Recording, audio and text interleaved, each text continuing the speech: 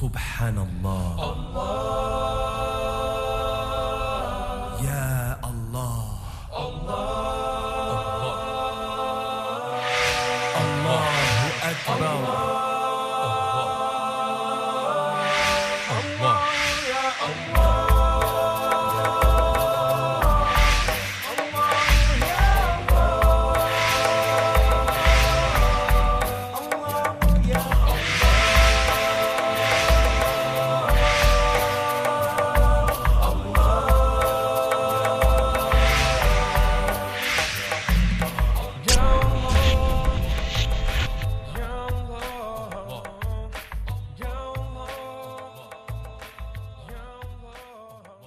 Assalamu alaikum, and welcome to the World of Islam, coming to you from Atlanta, Georgia, in the United States of America. From Denmark to China, from Australia to Argentina, from the USA to the UK, there are more than 1.5 billion Muslims in the world today. The religion of Islam is the fastest growing religion on earth, but unfortunately, the true nature of Islam is often misrepresented and misunderstood. So I invite you to join us as we travel throughout the world of Islam and give you the opportunity to know the truth about Islam and the truth about Muslims. You are now entering the world of Islam.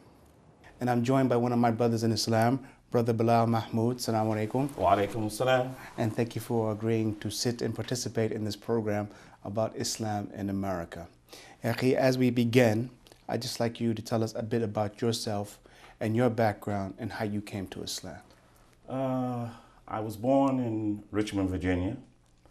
At an early age, we moved to North Carolina, right on the Virginia line, a small town called Roanoke Rapids, North Carolina. I grew up there, and after getting out of high school, I enlisted in the United States Marine Corps. Mm-hmm. I mean, had that been something you always wanted to do, or you just decided to do that at a certain point? It's ironic as to how I got into the Marine Corps. In my last years of high school, I played hooky one day with a friend of mine. Mm-hmm. And we were uptown and we met a recruiter. Mm-hmm. And in case we might have some younger viewers out there, hooky means you skipping school. Right, right. We hooked school, and we were uptown and we saw a recruiter.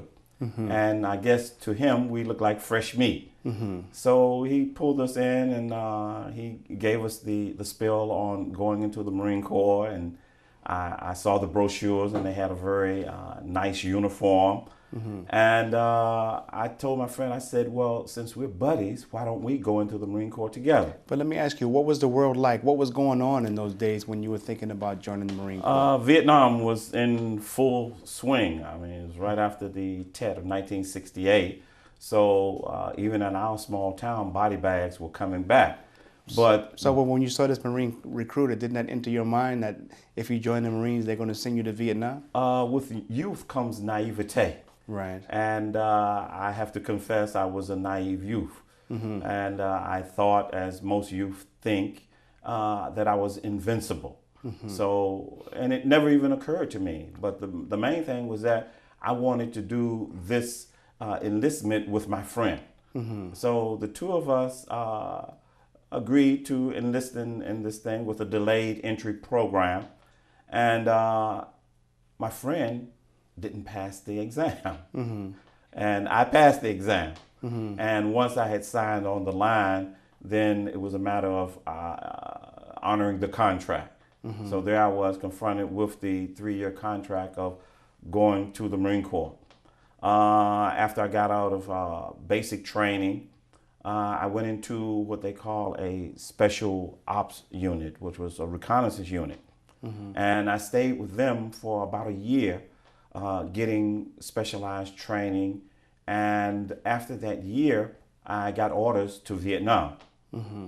And even though I had the specialized training, I knew that there was strength in numbers. Mm-hmm. So I had a primary military job status as infantry.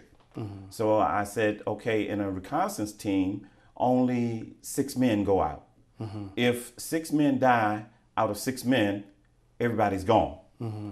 If you go out in an infantry unit, which is a search and destroy, you have a company or a battalion, which the numbers are greater. You have anywhere from 100 to 200 people. So if 6 are to die out of 200, say, then you have a good chance of survival. So I opted to go with the infantry while I was in Vietnam. While I was there, I didn't use drugs, I didn't smoke, drink. So I had a lot of time to study, to read.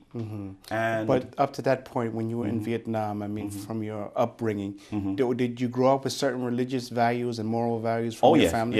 Yes. I grew up in a predominantly Baptist family.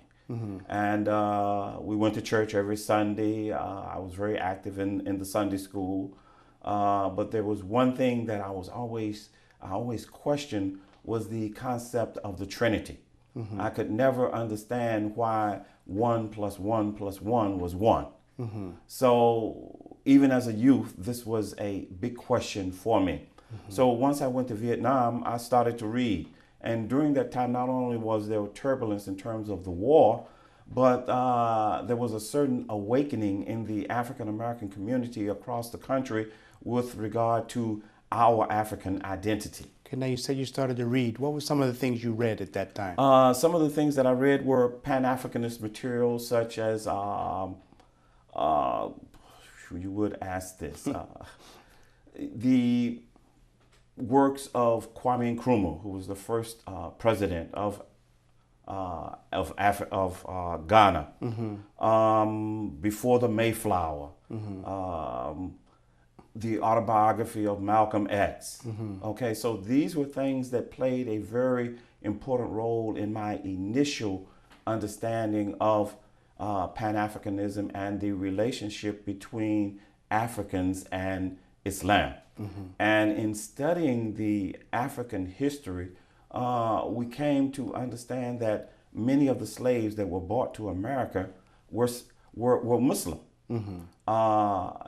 Not only were we enslaved when we were brought to this country, our language was taken away from us, our culture was taken away from us, and our religion was taken away from us.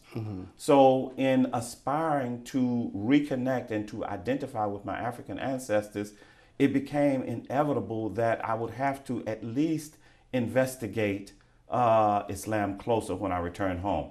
So once I returned home from Vietnam, I started to investigate. And one of the better places to do investigation, I felt, without having a bias one way or the other, was to attend a public library. And I went there and I got whatever book that I could on Islam. I started to read it. I started to begin to understand.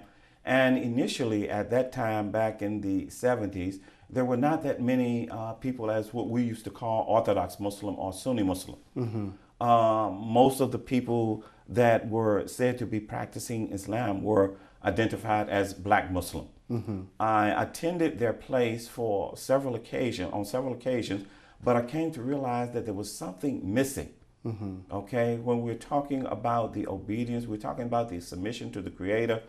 How can we have some hate for another person simply because of the color of their skin? Racism. But I'm sorry, no, I just want to put everything in the timeline context. Okay. Now, what year was that you were starting to, visit Black Muslims and learn about Islam? And what was the state of civil rights and Afro-Americans in America Right. at that time? This was in 1972. I came home from the war in 1972. And again, in doing my investigation, I found that in attending the mosque or the temples of the Black Muslim, that this was not true Islam. No one has the right to say that being a Muslim is based on the color of your skin or the language you speak or even the geographical location from which you are born. No, but when you encountered the Black Muslims, you already had a basic idea of what Islam was. So this was